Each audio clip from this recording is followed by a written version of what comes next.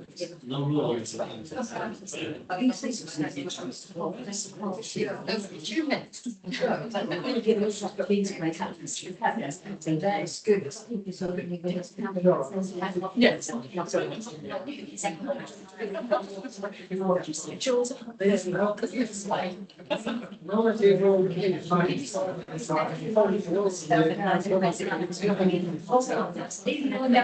don't know that box and I'm about to do a phone. So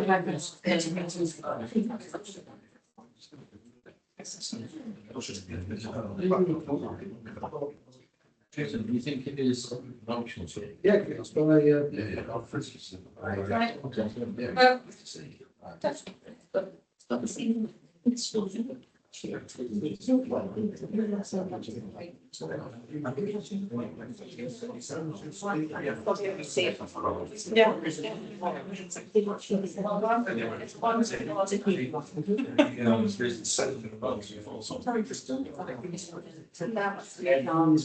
went around the country there.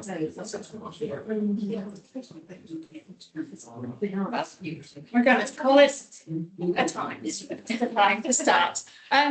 There you go, one more person, no worries. So welcome for coming to North Lincolnshire Museum.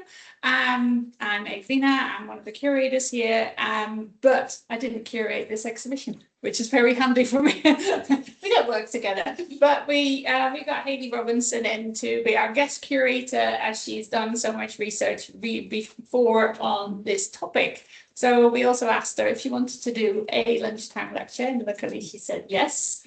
So as you know, it's going to be on the villages of North Lincolnshire. I won't say any much more about that because Pig will tell us all about it. I did want to say that we have no planned fire drill, so if the alarm goes off, we will exit through there unless the fire is there, and we'll take you somewhere else. But there shouldn't be any fires today. Also, facilities are downstairs in reception.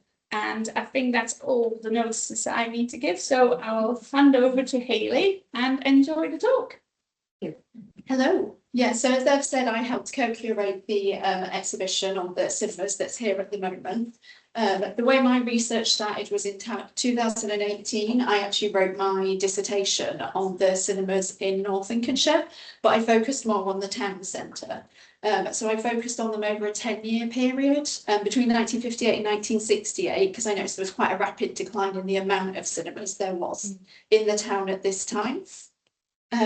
So that's how I knew about the town centre. But in researching this exhibition, I learned more about the villages, the cinemas that were in the villages themselves. And I think how they started was absolutely fascinating. So I thought I'd do my talk about that. I could go to the next slide. So to begin with, I'm going to talk about early moving pictures, just to get a little bit of an idea of the scale of time frames that you're looking at when cinema started. So I think a lot of people recognise the names Thomas Edison and the Lumiere brothers. I think if you're a fan of cinema, you might have heard of at least one of them. But there's a gentleman named Louis Le Prince. And in 1888, he created what is thought to be one of the first moving pictures. Unfortunately, his story is a little bit lost because in 1890 he disappeared on a train journey. So if anybody's a true crime fan, you might want to look that up. If you could go to the next. So the video that I'm going to show you is actually the video that is thought to be one of the first capturings of moving images, and it's a couple of his family members and family friends, and they're in his in-laws' front garden. His daughter actually said that she remembers him capturing images as early as 1886, but those aren't ones that anybody has access to. And while he did paint and showcase his images, he only did it privately to a few people rather than publicly, which is why his name is largely forgotten about when you're looking at films. Go to the next slide, please. So after 1888 comes Thomas Edison and William Dixon. So they invented something called the kinetoscope. I always have to look at my notes for that one because it's a bit of a tongue teaser. And that was in 1891, that's when they patented it. Their painting was only procured in America though, so it left the market open for anybody in the rest of the world to really invent something similar. And the kinetoscope was a projection system rather than a camera. So it was a wooden box, and it had a reel of film in it on spools, and it would turn around and it would play a clip. So effectively how people would make stop motion animation films now. It was a series of photographs that moved really quickly. The first showing of the kinetoscope publicly was in 1894, and this was in New York, London and Paris.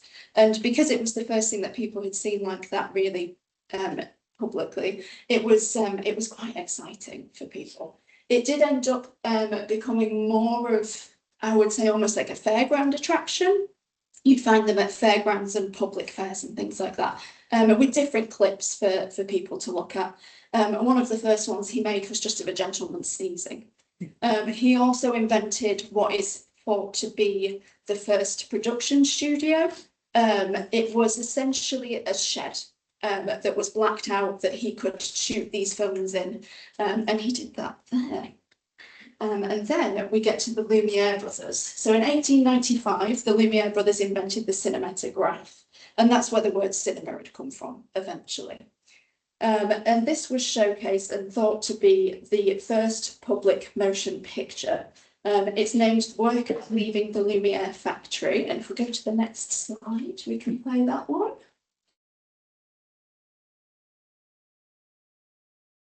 So as you can see, it is exactly as it says. It's people leaving a factory. It's interesting as you watch it as it goes on though, because it's longer than the Louis the Prince clip. So you see things like there's a dog and a person on a bike leave at one point, and then you see a carriage come out with horses as well. What I found really interesting is nobody appears to be looking towards the camera, and I wonder if that's because they work in the factory, so they're used to seeing it a lot probably. So if we could go on to the next slide, please. So by 1896, films were regularly shown in travelling fairgrounds and during lectures such as this. Early films were documentary style, or as we know, documentary style now. They'd show day-to-day life, or they'd document expeditions and wartime events. It wasn't until it got into the early 20th century that films became more entertaining, and that would be the silent films. And that brings me very nicely onto the first village. So that takes me to Epworth.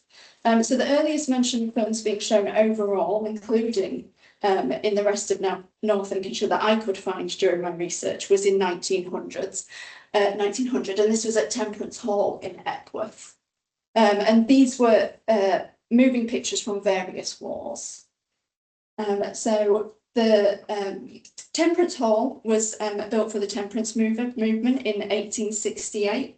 And it was used as a meeting hall for many years. It was also used for entertainment. They would put on teas and dances and things like that. So the temperance movement was to encourage people to abstain from the use of alcohol. So temperance buildings such as this were built specifically for entertainment so that people could go and enjoy these things without the temptation of alcohol there as well. The hall was also used for political events, and at one point it was used as a library too, before being used as cinema. So meeting halls such as these were some of the first venues to get licenses to show films on a regular basis. So as you look through cinemas, not just in North Lincolnshire but around the country, meeting halls were some of the first that are listed as cinemas. And in Epworth, Temperance Hall was the main centre for entertainment for many years, including the showing of films and moving pictures. That was until 1914, and film was being shown in Imperial Hall. So in 1905, Imperial Hall was built, and its use was much the same as Temperance Hall. However, where Temperance Hall, obviously people weren't allowed to drink alcohol, in Imperial Hall you were. So it added an extra element to the entertainment for them. So the licence in 1914 was granted to a company called Ira Moody's Electrical Vaudeville and Cinema Company to showcase moving pictures at Imperial Hall.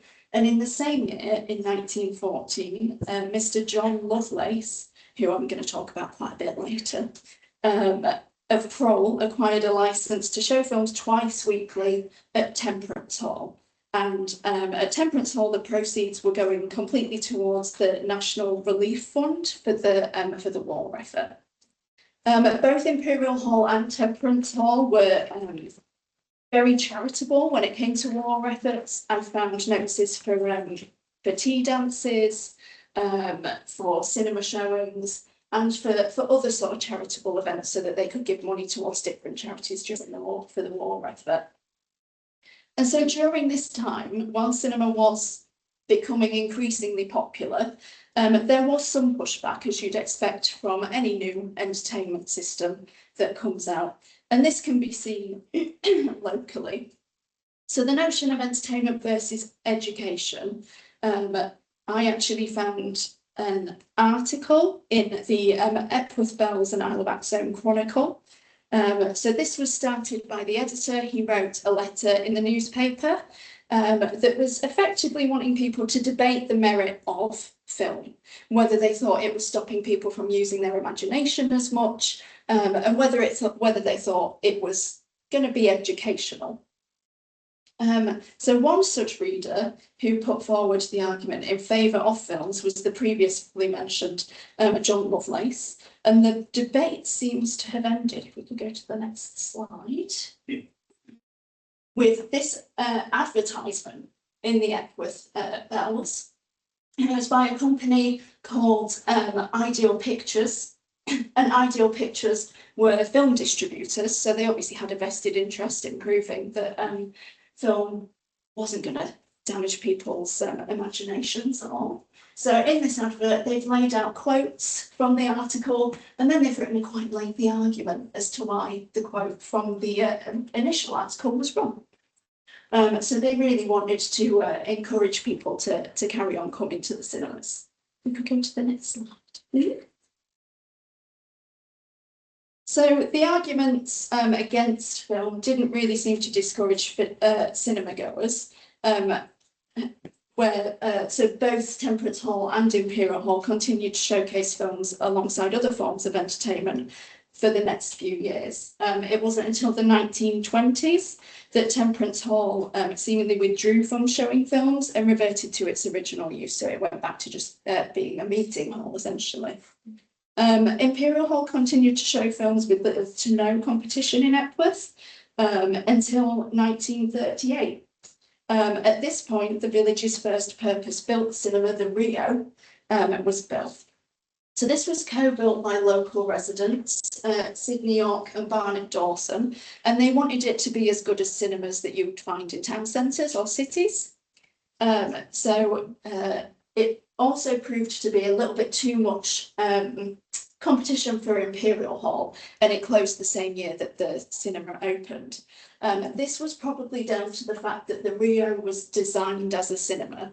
So the seating layout, where you could see the screen anywhere you sat really well, was designed for the cinema goer's experience. It's the same as where they put the speakers for the talkies. It was designed so that anywhere you sat, you would be able to hear, as well as somebody sitting at the front and sitting at the back. The Rio was actually the longest lasting of all of the three cinemas in Epworth, and this was probably down to it being purpose-built as well. Throughout the years, it showed various films, and it was solely a cinema until the 1960s, where, unfortunately, like many cinemas, the amount of people going to watch films declined quite rapidly, and it branched out into being a bingo hall. Into the 70s, the popularity of cinema going would dwindle quite rapidly, and by the early 1970s, the Rio had ceased trading, but only for a year. By 1971, a group of young men calling themselves the Axholme Cinema Services Limited had pledged to bring back cinema in Epworth, much to the delight of locals who weren't able to make it to the nearer super cinemas in towns and cities. And so they started the quest by showing the film Hello, Dolly. And at this point, they also promised a children's club on Saturday mornings, which they did deliver. It was called the 71 Club. So Axome Cinema Services comprised of Michael Lindley. He was a 24-year-old farmer from the local area, but he also had knowledge of filmmaking, and he was the company's publicity director.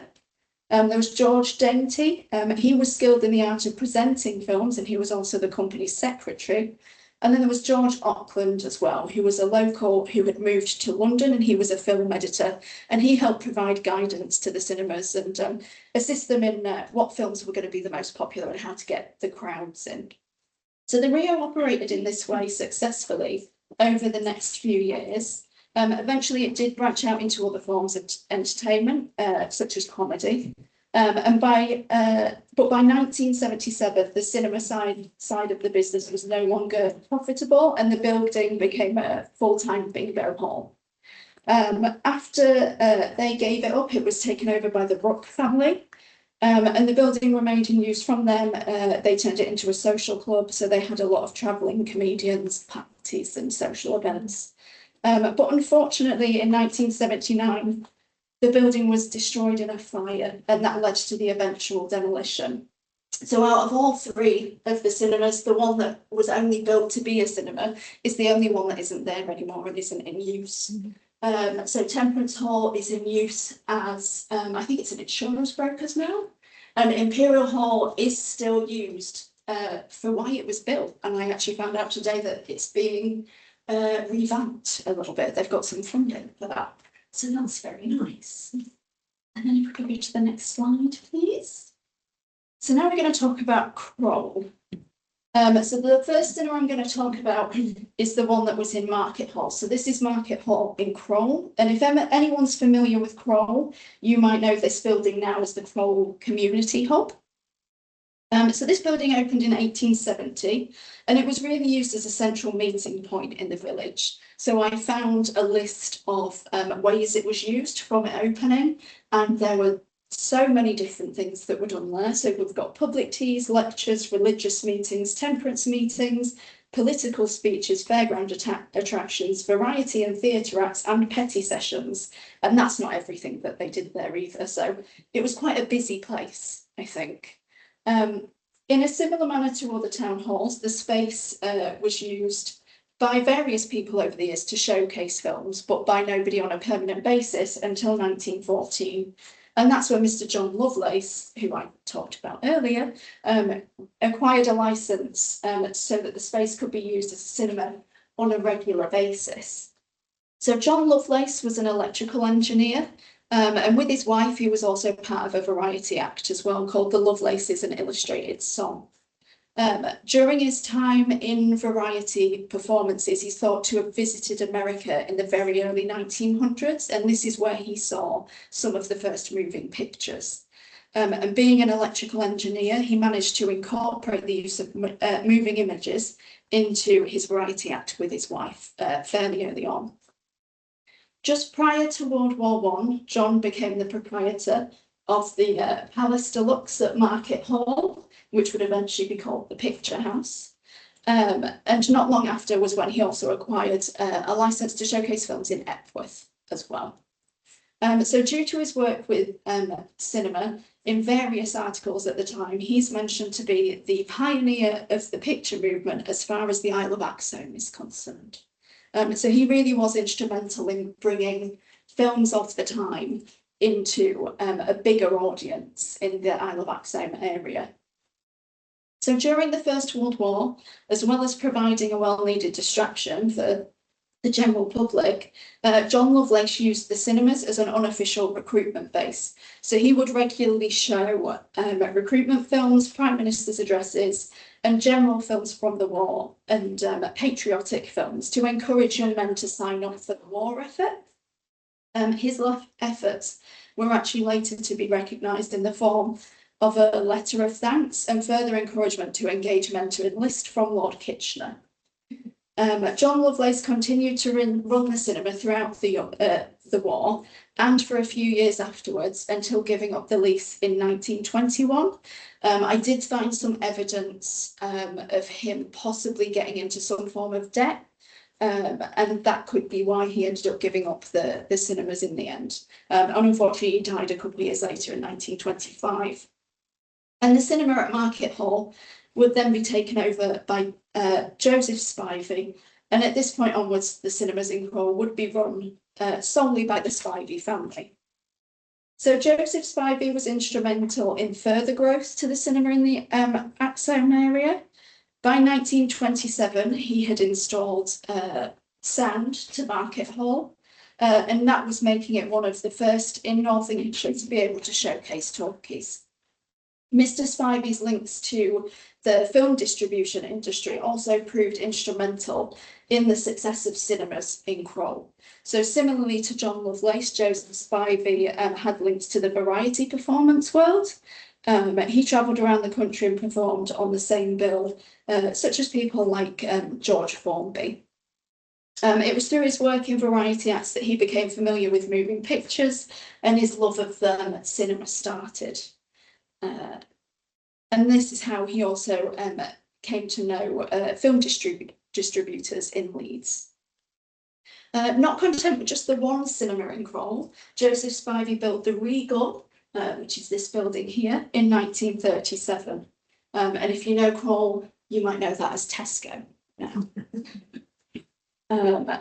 So, as well as these, Mr. Spivey also introduced mobile cinemas to Epworth, Haxey and Euston Ferry. These were projection systems in a van that he would take round to each of them, and they'd be played in village halls, much the same as the early cinemas were shown. So the way he ran his businesses and the interactions that he had with people of Crowell appear to have made him really quite popular. He was one of the first to introduce free weekly show nights for OAPs, and he regularly put on matinee performances for children who gifted him the name Uncle Joe. So both the Regal and the cinema at Market Hall were the only cinemas to have been privately run over multiple decades through North Lincolnshire completely. The Regal was run as a cinema by the Spivey family until 1970. And the last film that was shown there was Bambi. And at that point, the cinema was full. But by the 1970s, it was unable to compete with the larger cinemas that had opened. And the main one being in Scunthorpe Town Centre, which would be the Majestic. So the Spivey family continued to use the building for various endeavours over the years. At one point, the building was an automobile museum, and then it became a car workshop, being sold by the family in 1986, ending its decades-long relationship with the Spivey family. Go to the next slide. So this is the cinema being used as a museum. I think it's great because you can see that the curtains are still up and the stage is still exactly as it would be. So effectively all they've done is take the chairs out and bring cars in. But that's one way to use a building. And then this is it being used as a garage. And again, I think it's fantastic. You can see where the stage would have been. But they've now got a car pit in there as well. So we go on to the next slide, please. So now on to Barton, and the first building to be used as a cinema in Barton was once again also used as a meeting hall previously, and this was Oddfellows Hall just here. So this was built in 1864, and it was said to be used for anything from petty sessions and religious meetings to different forms of entertainment. In an article in 1873 in the Hull Packet, I actually found a review of a dog show that happened at Oddfellows Hall, and I assumed it was something like Crufts. It wasn't. Apparently it was performing dogs, so I'm not entirely sure what that means. But I was thinking dogs on sort of big circus balls. In 1911, Mr. Edwin Leslie and David Canty began showcasing films in Oddfellows Hall. This was really well received by locals because at that time it was one of the only forms of entertainment that they had in Barton. And Oddfellows Hall would be the first in Barton to introduce sound into for the films as well in 1930. So through its use as a cinema, it would have many name changes, from Electric Picture Theatre to New Cinema Hall and many more in between. So I found as cinemas changed hands, they tended to change their names as well. Some of them only subtly, but some of them would have a completely different name. For 10 years, Oddfellows Hall was the only venue in Barton, but by the early 1920s, two further cinemas would join. At one time, there were 3 cinemas operating at the same time within fairly close proximity in Barton. So we've got Oddfellows Hall here, Oxford Pitch Theatre, and then the Star Cinema, which was originally called the Star Theatre. So both the Oxford and the Star appear to have opened as cinemas around about 1922. The Star was used initially as a variety theatre and a dance hall, but it very quickly introduced film as another form of entertainment for people as well. The Star would run fairly successfully for most of its existence, surviving throughout World War II. However, it would eventually suffer the fate of many others, and it closed in 1957. It will be demolished 6 months later. So unlike many villages, the Star doesn't appear to have been run privately, and when it was first opened, it wasn't run that way for very long. It was run by larger production companies, rather than the more personal approach we've seen so far in Epworth and Crowell, and also at Oddfellows Hall. So the cinema was popular, but when I've seen people talking about it in articles, it's not spoken about quite as warmly as some of the other cinemas. And the Oxford was open between 1922 and 1967. During this time, it would suffer the bad luck of having 2 fires. So the first fire reported was in 1929, and during this time, projector fires were fairly common. So film reels were usually made from cellulose nitrate, which is a highly flammable plastic. And this, combined with the heat from the carbon arc lamps, was a perfect combination to start a fire if the reel became stuck or paused for any reason. So I found a study on the reasons for fires in cinemas, and projector rooms and film reel getting stuck was the highest reason for fires in cinemas during that time. And this is exactly what happened in 1929 at the Oxford. So the cinema was almost full on a busy Saturday night, and the film reel became stuck and it quickly ignited. According to the loud standard, the projection room quickly filled with yellow smoke, but the quick actions of Mr. Webster, the manager, meant that everybody evacuated unharmed. So staff and visitors, nobody got injured. Mr. Webster even covered his face with a damp cloth to re-enter the building. He extinguished the flames, and he also saved some reels of film in the process, which I don't think anybody would recommend. But all while avoiding casualties of the visitors, and he actually managed to get the fire extinguished before the fire brigade even attended. The second fire was in 1935, and this was in the boiler room. I found this reported in the Grimsby Telegraph. So a pile of rubbish in the boiler room was on its way to catching fire, with cinema goers completely oblivious inside. Luckily, a passerby noticed smoke coming from the room behind the cinema, and he alerted people. A chain of people was formed from a nearby water pump, and the fire was put out quickly, avoiding a blaze that could have been much larger if it wasn't noticed sooner.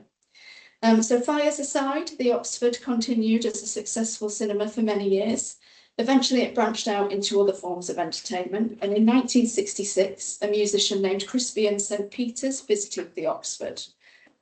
Now, he's not that well known as a musician, because at the time, while he was extremely popular, he's said to have been greeted at the stage door by screaming teenagers, much like the Beatles were. But unfortunately, he seems to have been a little bit arrogant, and he claimed his songwriting was better than the Beatles and his stage presence was better than Elvis. So because of this, his popularity waned rather quickly. He was a musician up till his death not that long ago, though.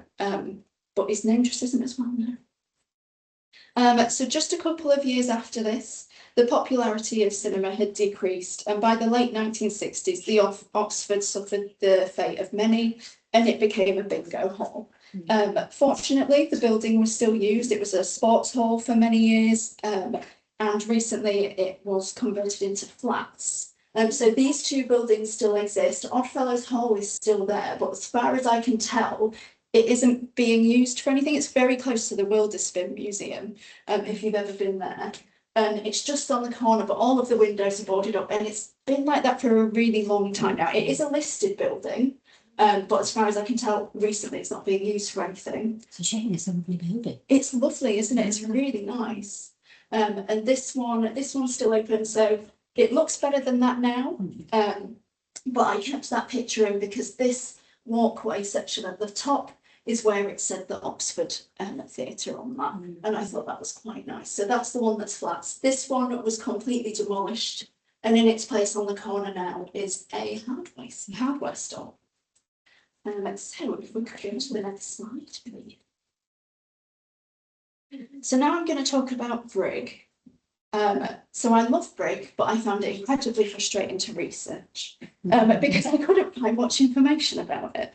When I did find information about it, it was there were some typos in trade directories and things like that. So it took a bit of digging, but in the end, I did find some useful information. So there were advertisements as early as 1906 for cinematograph businesses to showcase their work in Brig, but this seems to be on a casual basis rather than permanent. What I did find shows that to begin with, cinema in Brig started much the same ways as it did in other villages. So it was shown in village halls, market halls, and the Corn Exchange, sorry. But the first mention of films being shown regularly was in the Royal Picture Playhouse in 1913, and this was located in the Corn Exchange, and that's this building just here. And so that was in the centre of Brig. So from my research, it seems that the cinema was lost my spot. Okay, so the films at this time were shown by a family called Wilmore and Sons. So while I've yet to find out more specific information about Wilmore and Sons, I have found out a little bit about how they started. So they started as photographers, and they had a photography business listed in the centre of Brig. And as you go through newspapers during this time, I've looked at newspapers from Hull to the Isle of Axholme, and underneath a lot of the photographs, it lists Wilmore and Sons as taking the photographs. So they were quite a popular company. And they took photographs of anything from local gatherings to weddings, and they seem to really have been at the centre of photography from quite an early time period. As the early 20th century progressed, Wilmore and Sons started assisting in public shows. So one of the first examples of this I found was that they showed nature slides at an event, and they assisted in slides during theatre acts as well. So in the same way as John Lovelace will have used moving images in his variety acts, the Wilmore and Sons were helping other acts do that as well. And by late 1912, they'd acquired a cinematic business, which by 1913 would become the Royal Picture Playhouse. So the cinema operated successfully for a number of years. It changed the name a few times, but it settled on Electric Picture House by 1928. It seemingly ceased showing films by the mid to late 1930s, and in a news article, the nearby new Super Cinema in Scunthorpe opening was listed as being partially to blame, and that cinema would be the Ritz. In 1928, a second cinema was opened, the Grand, and this would be the longest running cinema in Brig. So the Grand contained a kitchen and a stage, so this enabled other events such as dances and performances to be put on. And it could also seat up to 750 people, so that's quite a substantial size cinema for the time. The amount of seating that they had there is possibly one of the reasons why it survived the opening of the Ritz in Scunthorpe Town Centre, where the Electric Picture House couldn't compete. The building operated successfully as a cinema for many decades, but it would regularly change hands between various cinema companies. So some of them were local companies, but some of them were quite big and more national companies as well. And by 1954, like many cinemas in the area, it would be taken over by Star Cinemas Limited. So if you've been and looked at the exhibition yet, you might have noticed their name a few times throughout the different cinemas. They took over quite a lot of the cinemas during this time period. And when cinema became less popular, they then converted those buildings into bingo halls as well. By 1976, the building had sadly been unused for some years, and it was set to be demolished, and it was demolished towards the end of that year. So if we could go to the next slide, please. So I popped some maps up just so I could show people how close some of the cinemas were. So down here you've got the Rio, and then you've got Imperial Hall just there and Temperance Hall there. So Temperance Hall and Imperial Hall really operated at the same time for quite a long period of time. From what I found, though, there wasn't a lot of competition between the two. Some of them would even share films. So if anything went wrong and films wouldn't work, they would share them between them all. If we could go to the next slide, please. So this is Kroll. I've basically put this one in just so that it didn't feel left out because it was owned by the same person anyway at that one. But again, really close. When you look at the distance between the two. Can we go to the next one? Thank you. So this is Barton, and obviously this is the one where they had three operating at the same time, and they're all within a couple of streets of each other. So the fact that they were all running, and some running really successfully at the same time, is it sort of shows how popular cinema was when they were all there.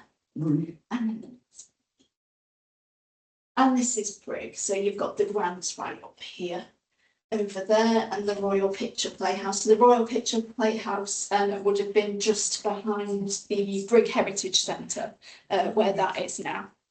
And the Grand is somewhere on the corner near where Wetherspoons is now, but it's hard to figure out exactly where that one was. Okay. So a little bit on the decline of village cinema. So by 1980, none of the villages mentioned previously would be home to a cinema, making Scunthorpe Town Centre the only place this form of entertainment was available for people. Many of the cinemas had closed by the 1960s. The rise in popularity and availability of television is largely stated as the main reason. So where people used to attend the cinema for news as well as entertainment, it was now readily available in a lot of people's homes. Advertisements for television rentals can be seen to increase during this time period, and renting a television is obviously more favourable to purchasing one because it can be fixed easier. So this made electrical devices such as this more affordable for the working classes as well as the upper classes as well. So also, along with the rise of American filmmaking after World War II, cinema in Britain was becoming more of how we would know it today. You have more large-scale productions and production companies that would subsequently end up running the majority of cinemas by the time the 1970s came round. So the more personal and almost intimate side of cinemas that we can see in the early 20th century was quickly becoming a thing of the past. This, coupled with the varied forms of entertainment that were available in the 1980s, meant that cinema had lost its once popular pull. Where in the 1940s the number of people visiting cinemas over a year was 1.6 billion, by the 1980s this figure was down to just 54 million, meaning the majority of the population were just no longer interested in cinema as they once had been.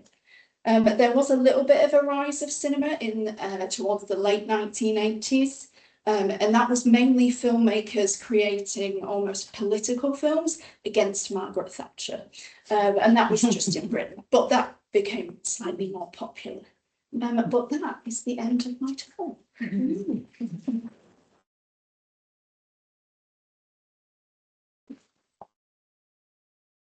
Try to answer any questions if anyone's got any, but I'm definitely not an expert.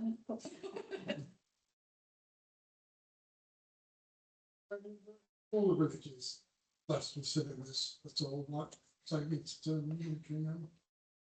I think a lot of those villages had touring cinemas visit, I didn't do much research into Winterton, but I know that they did have, so they would have had, like the ones at fairground attractions and things like that visit. But I'm not sure about having, say, a purpose-built cinema there. Yeah, I'm not 100% on that one. Yeah, it is still there, the building. Oh, is it? Yeah. Yeah, I've got a bit more information on that, which will be in my talk. Yeah. 21st. so people can come to that. Frankly, I'm just saying. No, that's fine. So everybody wants to see Yeah, more about that. yeah. So, That would be quite a short list here, I'm right, it was through the early 50s. yes, it's early 50s to 1959, is it 61? Oh, right, okay, So yeah, very short. yeah, yeah. Yeah. In the 60s, when I was at school in the 60s, I had a friend who had an auntie living in Crowell, and her and her boyfriend used to go to the cinema there because it had double seats. Yes, I've heard that. Yeah, I have heard you could share the seats. Yeah, I think it was quite popular for that reason. And the Majestic as well, they used to have the double seats. They did. Yeah, yeah, Back in there, they got the Savoy in Gainsborough. Double seats. yeah, yeah. I think they are. I think Lynn was saying about the one in the cinema at Parkway in Cleethorpes. Yeah, I think cinema's becoming more of an event again. I think it's becoming a little bit more of a treat for people to visit, where it had become less popular. I think now people are seeing it as more of almost like a luxury, a thing to go to a nicer cinema. So where you see the cinemas such as Everyman cinemas and things like that coming up in cities, I think it's becoming more popular again. But when you look at the Majestic now, obviously all the flats they've got there, Yeah. it didn't look that big, like from the outside. No, it was the it Majestic. didn't. Yeah, well, the Majestic had, so there was the Majestic building and then there was the shop on the corner Yeah. as well. So I think Oven that, shop. yeah, yeah. So I think that because the plot that's there now is taken over the entire Yeah. corner, I think it does look a lot bigger. Early photos of the Majestic are great because you can see all the Art Deco work on the And then outside. going up like real tiny steps. Yeah. There. Yeah, see, I remember it from being a kid and going to the cinemas, and it had the curtains in there Yeah. still. And I think that's the most nostalgic thing, hearing the Imaginable, word of the yeah, curtains, so that's great. imaginable as well. So yeah, and I think No. no, you don't. But I think people are wanting that experience a little bit more now. So you've got some really popular cinemas like Kinema in the Woods as well, which is obviously in Woodall Spa. It's really popular for people to go there, and it's a day out, so people will travel there to experience a bit of nostalgia, really. Yeah. I think we do have somewhere, but I'm not sure where, outside cinemas where you sit in your car like they do in America. Yes, yeah, I think there are some sort of drive-in movies in certain places. Yeah, As well. yeah. We always used to try and get out as quick as we could before the national anthem. Yes, yeah, yeah. My granddad did tell me about that. Yeah. Thank you. Sorry.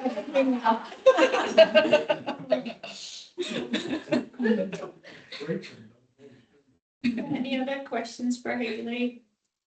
When did they start doing like adverts, all the trailers and everything at the beginning of films? Was that just something So new? they would display adverts at the cinemas, but they'd be still adverts. So in the exhibition, there's some of the sort of glass cells that they'd have, and there's a really bright one for Cadbury's. So they'd have those effectively going through, almost like a slide projector. So they would project adverts on, but I'm not entirely sure when adverts for other films came in. Yeah. I'm assuming that's a lot later when film became an easier process. So I think the reels used to be about 10 minutes long, and then they'd have to swap it for another reel. Yes, I think they used to have, like during the war, they used to tell you what was going on in the cinema. Yeah, so they used to have the Pathé News reels, Yeah. which is a big reason why people used to go to the cinema, and it was a real big thing for like working class families to go, because it's one of the only ways they would get news. But I think as sort of schooling improved and maybe more people became able to read, I think it dwindled a lot. And then obviously television became more popular as well. quite often with the main event, you get a supporting film as well. Yes, you would. The Red Arrows. What we did have was posters. I lived opposite the cinema at Crow. Yeah, And we had a shop front, we didn't have a shop, yeah, and that displayed all the posters, so Yes, that's how we knew what yeah. was coming on. yeah, rather than trailers. Yeah, I think posters were quite popular, they were quite a big thing. And for my research, specifically for the cinemas in the town centre, I found that a lot of the cinemas, the managers did almost like publicity stunts. So the gentleman who was the manager of the Globe at one point created a really large scale blimp. And it was for a second film, so it was for a film that a lot of people had already seen, but it just meant it pulled in the crowds a little bit more, and it made the film really popular. And I think a lot of the cinemas around here did that. So the Jubilee in town as well in the 1920s, they had a large scale advert for Metropolis, the sci-fi film.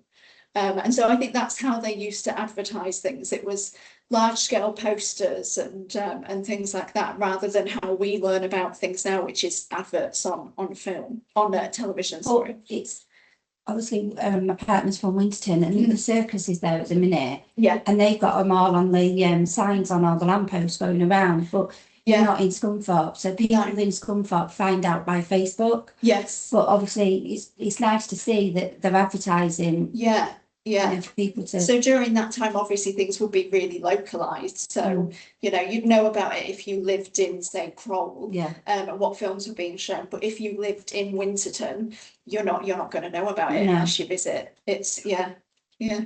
it was easier to get to than it was obviously in the 1800s, but still, you Yes. probably couldn't get there Yeah. in a day or. Yeah, absolutely. Yeah.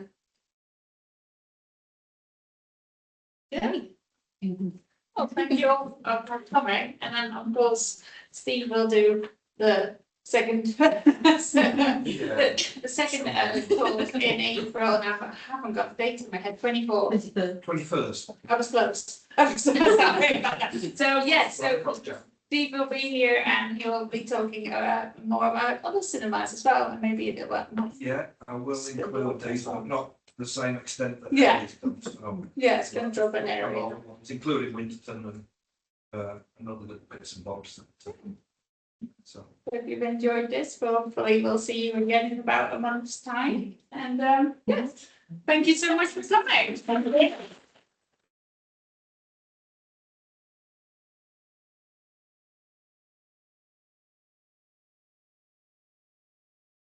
Out to use them. Excuse me.